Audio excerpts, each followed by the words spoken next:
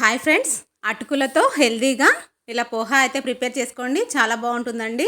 దానికోసం అయితే ముందుగా లావు అటుకులు తీసుకున్నాను. ఇక్కడ వాటిని అయితే వాటర్లో వేసి ఒకసారి కడిగేసుకోండి.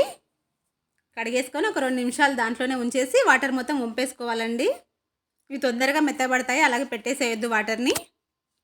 ఒక 2 నిమిషాలు ఉంచేసి మొత్తం వాటర్ తీసేయండి. ఇప్పుడు పొయ్యి మీద ఒక ప్యాన్ పెట్టేసుకొని ఒక 2 స్పూన్స్ అయితే ఆయిల్ వేసుకోండి. దాంట్లోనే ఒక గుప్పెడు పల్లీలు అయితే వేసుకోండి. ముందుగా పల్లీలను అయితే వేయించుకొని పక్కకు తీసి పెట్టుకోవాలి. ఇవి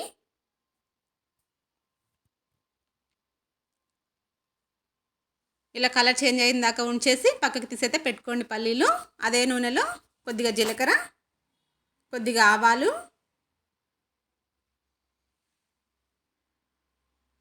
ఒక ఉల్లిపాయ అండి సన్నగా తరిగేసి ఒక ఉల్లిపాయ అయితే వేసేసుకోండి.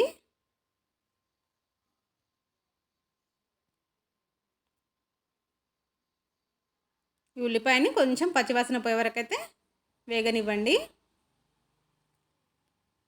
అలాగే కొద్దిగా పచ్చిమిర్చి సన్నగా కట్ చేసి వేసుకోండి, ఒక 2.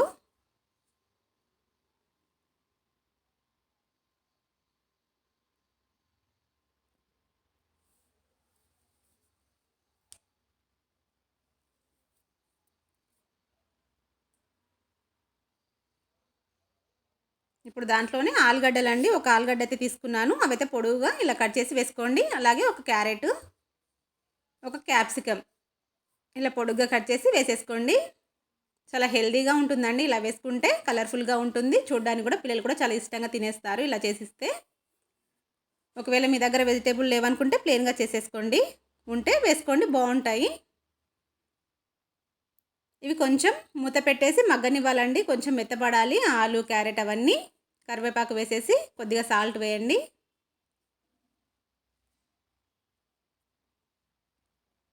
కొద్దిగా పసుపు,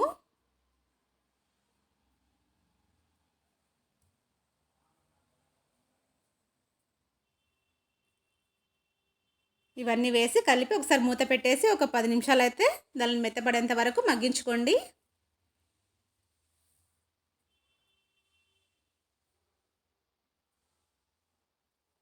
చూడండి కొద్దిగా మగ్గిపోయాయి కదా.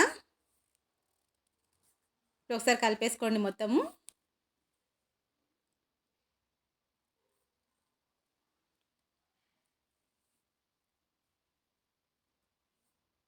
మనం ముందుగానే అటుకులను అయితే ఇలా వాటర్ తీసేసి వంపేసి పెట్టుకున్నాం కదా, వాటిని అయితే వీటిలో వేసేసుకోవాలి.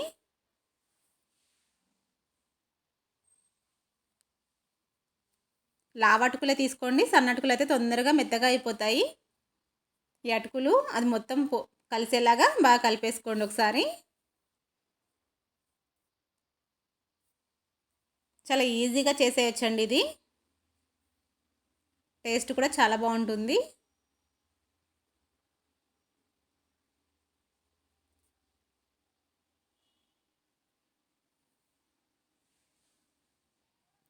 ఇప్పుడు మనం ముందుగానే వేయించుకున్నాం కదా పల్లీలు, వాటిని అయితే ఇప్పుడు వేసుకోండి.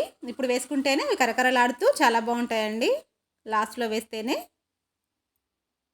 పంటికి తగులుతూ చాలా టేస్టీగా ఉంటాయి పల్లీలు. అలాగే కొద్దిగా కొత్తిమీర, ఒక నిమ్మరసాన్ని కూడా పిండేసుకుంటే సరే అండి. ఒక నిమ్మకాయ చాలా బాగుంటుంది. ఉంటే పిండేసుకోండి నిమ్మకాయను కూడా. అంతే అండి, ఎంతో టేస్టీగా ఉండే అటుకుల పోహా అయితే రెడీ అండి.